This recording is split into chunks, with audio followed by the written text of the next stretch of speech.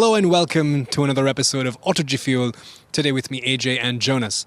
On today's episode, we're going to be taking a closer look at the all-new Mercedes-Benz EQA.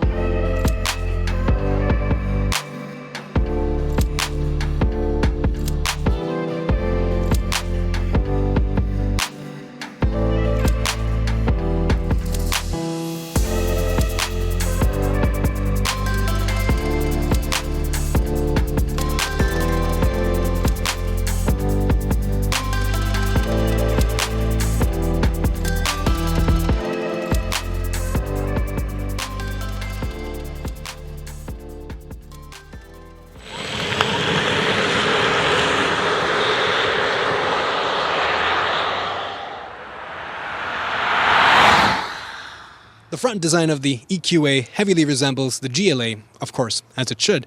It's the same platform, but it also brings in the design elements from the EQ. So, for example, we have the black paneling for the front grille and these blue highlights. Of course, you get full LED lights. The EQA is 4.4 meters long, and the side profile really does emphasize that SUV characteristics. I mean, it still retains that much better than the previous GLA did.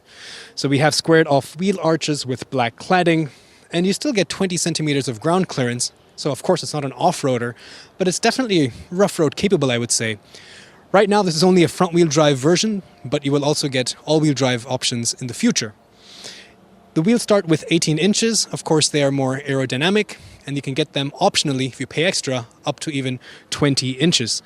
I really do like this design. These are the 18 inches. Definitely a little bit more aerodynamic, but it doesn't have that typical hybrid electric car kind of look. This is actually my favorite angle of the EQA. I think this new design for the back, especially with these tail LED lamps which kind of loop around back here, makes it really fresh. I really like this design. It's a lot more softer, but still quite aggressive in a way that it feels muscular. Like, for example, the bumper here protrudes quite a bit out, and I do like this metal finish down here for the boot. The EQA weighs 2,000 kilograms. That's pretty hefty. Of course, you can expect that with electric vehicles because of the battery packs that they have to carry. This is the 250, which denotes this is the 190 horsepower front-wheel drive only variant.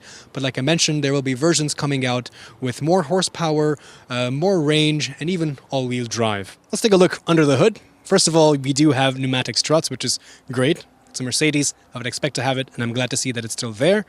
Well, inside here, things look different, of course. It's an electric vehicle. So this is the EQA 250, which means it makes 190 PS or metric horsepower. This is the full front-wheel drive version only. 0 to 100 kilometers per hour takes 8.9 seconds.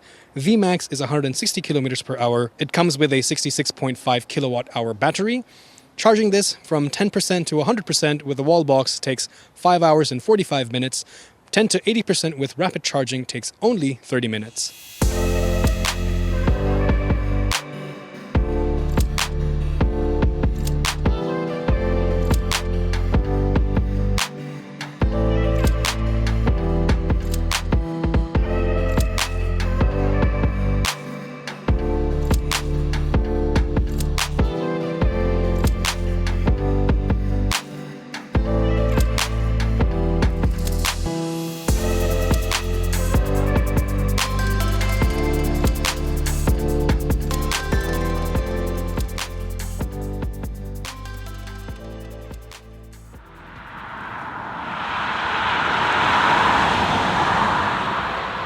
Let's sit inside. Very easy, not much of a step up, plenty of height. There's also a door handle for the driver, which is always great. Again, very nice interior. I like this new, very long twin display system. Nothing new for Mercedes, but it's good to see that. Steering wheel also very nice, reminiscent of the AMG steering wheels used to get before, but now this kind of a sporty steering wheel is available here as well. Plenty of headroom. There is no panoramic sunroof, and again, this tall body means that I have a lot of room.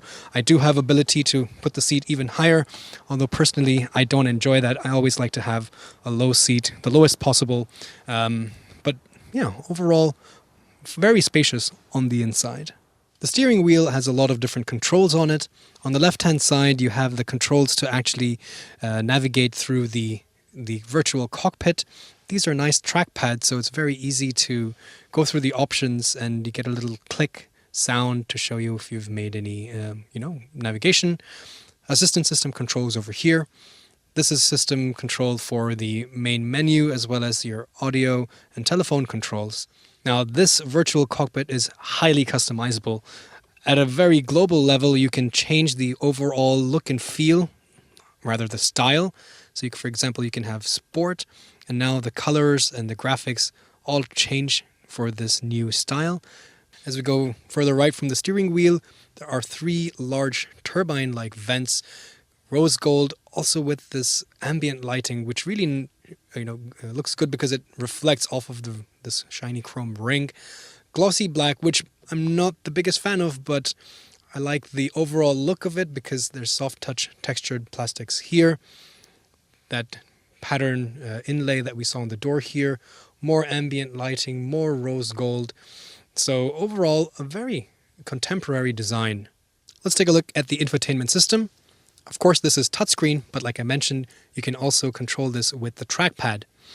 Let's start off with the EQ because, of course, this is quite special. Now, you get access to the Mercedes-Me network of charging points, which has over 175,000 charging stations within Europe, so pretty useful. In fact, the navigation also has what's called as an electric intelligence system. Now, when you set a destination, it will look into perhaps where there would be charging stations available. If you need to stop to make a charge on the way, it will try to optimize that. It will also take into account the weather. So if it's really cold in one area, it will try to avoid that perhaps so that you don't have to use more energy in heating the cabin. It will also take into account topography to avoid climbing hills and traffic, of course. So a pretty intelligent navigation system. You also have, of course, radio and a lot of controls for the ambient light. You can change the color and the brightness, and I think it looks really nice at night. You also have smartphone connectivity with Android Auto and Apple CarPlay, which is very useful, and several other internet-based applications. All right, let's take a look in the back seat. The door opens not completely 90 degrees, and it does feel a little bit tighter than the front, which means that, for example, putting your child seats might not be the easiest. But you still have a fairly tall door, and the ingress is quite easy in terms of the height. But there is a little bit of, the wheel arch impedes a little bit. Nevertheless, let's try it out. I have a handle as well. Yeah, not too bad. Not much of a step up. But the back seat is perhaps not my favorite. And as you can see, I'm sitting fairly knees up. There's not much under-thigh support because of the low bench.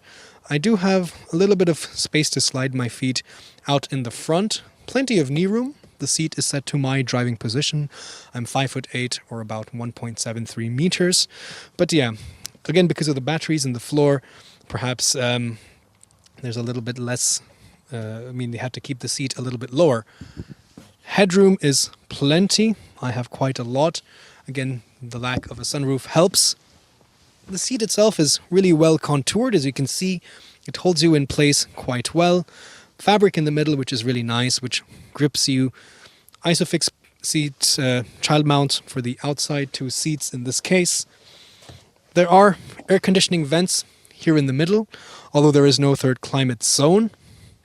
They're also not backlit. They're also not rose gold. USB-C over here. A little place, but this is quite small. I don't know what you would really place here. It's too small to put your smartphone.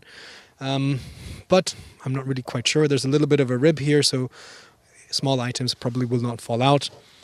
Nets here for the seat backs. There's an automatic tailgate, so you can swing your foot under the bumper or use the button on the key fob, as I just did. And there you go. You get 340 liters of boot space. Very rectangular, might I say, because it's now, there's not much impeding.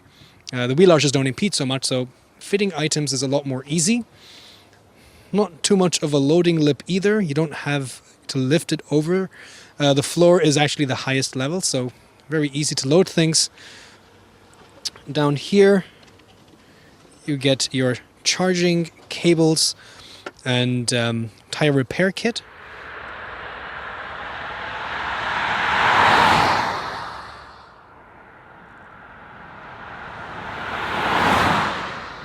Let's talk about the EQA. We're starting our drive out here on the Autobahn, and let's first start off with the assistance systems. So this has the latest suite of the advanced driver assistance systems, and they work really well. So I've put the system in the automatic adaptive cruise control, along with the lane keeping assist, the active lane keeping assist, and as well as in conjunction with the traffic sign recognition. The car is pretty much driving itself right now. It's checking to make sure that there's plenty of space with the car in the front to be safe. It is ensuring that the car is in the middle of the lane. It's not reactive, so it's not, ping-ponging me between the lanes. It's keeping me in the middle. And it's also checking to see if this traffic, the speed limit changes. So if it's becoming, right now it's 120, if it changes to 100 or something like that, it will automatically adjust the speed set for the adaptive cruise control system. So very safe. This is a system that honestly I've grown accustomed to these days. And I think on the Autobahn it's really great because you're doing long hours.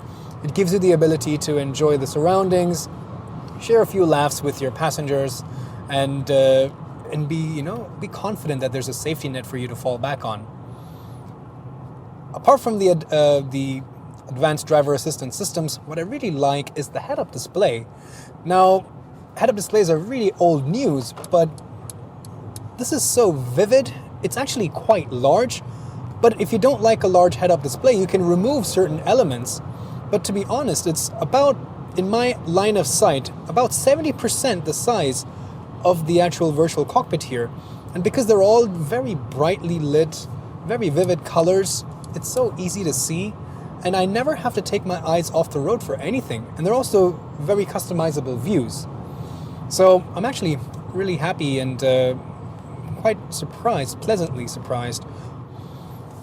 Now let's talk a little bit about comfort. The driving mode selector, by the way, is down here, and you have different driving modes. And right now, like I said, I'm in comfort because I think this is a good way to test the overall balanced characteristics of the car.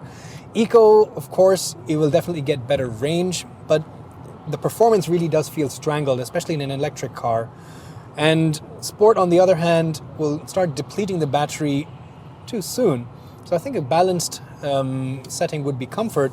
And again, because this is not the really powerful version, this is more of the every use case, the jack of all trades versions of the EQA. I think the comfort mode, from what I've been seeing so far, is the best suited for the personality of this car. And here, right now, I'm getting an average from start consumption rate, which is around, right now it's 27 kilowatt hours for 100 kilometers. I'll report back on that later on, but the distance to empty, or the range, still reads 350 kilometers, so no range anxiety for now at least.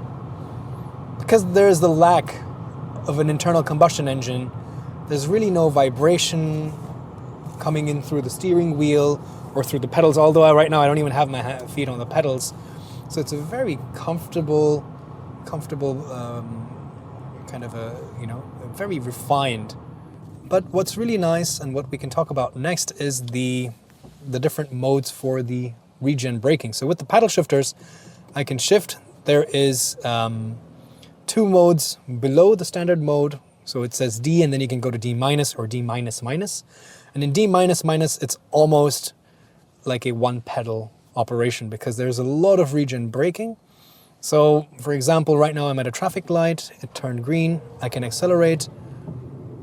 Again, really nice torque from that electric motor. Front wheel drive only, so of course you have to be a little bit more wary of torque steer and slip. But yes, the minute I release my foot from the accelerator pedal, there's a lot of braking. It's almost like I'm stamping on the brakes. And in this way, I can manage to come to a complete stop almost with just the accelerator pedal. So with just my right foot on the one pedal the whole time.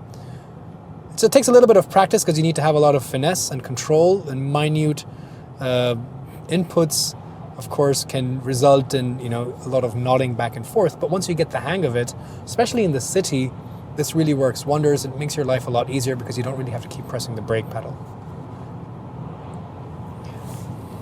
But I really do like this interior, and yeah, it might not be the most exciting car to drive. Even in the sport mode, you know, there's still quite a bit of body roll. Steering weight definitely increases, but it's not necessarily, you know, overtly exciting to drive. But I think the best application of this car is not, you know, not as a sporty electric SUV. It's more for the everyday commute, driving in the city, commuting to office. Little, you know, short stints on the Autobahn are totally fine. And you get the luxury of the Mercedes brand. You get this new design. You get this youthful look with these rose gold finish on the air vents, and you get an electric vehicle. So I think it's a pretty good option.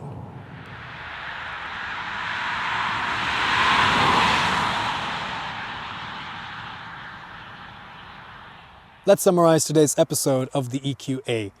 The version that we drove today is the EQA 250, and prices for this start at around 47,500 euros here in Germany. It's a little bit expensive when you compare it with its non-premium compact electric SUV competitors like the Kia e-Niro. But what are you getting for that money? Well, you're getting the Mercedes brand, you're getting this nice design, you're getting that lovely interior, and you're getting all of that technology. In the end of today's drive, we were seeing numbers around 20 kilowatt hours for 100 kilometers, which I think is respectable. Of course, there's a lot of variables that you have to consider. If you keep it in eco mode, drive it in the city, and if it's a little bit warmer and you don't need the air conditioning that much, then perhaps you'll see better numbers. So what did I like and what did I not like? I really like, again, the design. I like the interior space. It's very compact, very easy to maneuver in the city, really great turning circle, but at the same time, there's enough space. It's fun to drive without being sporty, but that's okay. If you want a sporty version, there's more coming out in the future. But 190 horsepower front-wheel drive is enough. Plus that electric motor gives you instant torque, so you get that little rush of adrenaline as well. What I didn't like so much are the back seats, to be honest. I think you're sitting very knees up, and it doesn't feel that comfortable or luxurious. Of course, you have the battery pack in the bottom. So overall, I think it's a really good choice if you're willing to spend that much money. But don't forget, you will get quite a lot of rebates from the government for buying an electric car, so it might make sense. Plus, leasing as a company car is definitely a good idea. Let me know what you think. Put it down in the comments below. Thanks for watching, and I'll see you guys next time.